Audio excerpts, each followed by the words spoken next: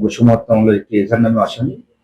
আমরা তাকে বিভিন্ন সময় আমাদের গোপনীয়ভাবে সোর্স মেনটেন করে কালকে তার অবস্থান নিশ্চিত করি এবং সে এয়ারপোর্টের পাশ দিয়ে ১ নম্বর সেক্টর দিয়ে যাওয়ার সময় আমরা তাকে সন্ধান পাই এবং ওখান থেকে আটক করি আরকি। ওনাকে ১০ দিনের পুলিশ রিমান্ড আবেদন সহ দীর্ঘ আদালতে প্রেরণ করা হয়েছে। আমাদের থানায় যে মামলা এজাহার নামে আসামি ওই মামলায়। মামলা তার নামে একাধিক মামলা আছে। আমরা ১ম একটি মামলায় তাকে পাঠিয়েছি। বাকি মামলাগুলো পর্যায়ক্রমে পাঠানো হবে। এখন যে কোনো ব্র্যান্ডের পুরাতন এসি বদলে নতুন ওয়ালটন এসিতে উপভোগ করুন 25% ছাড়।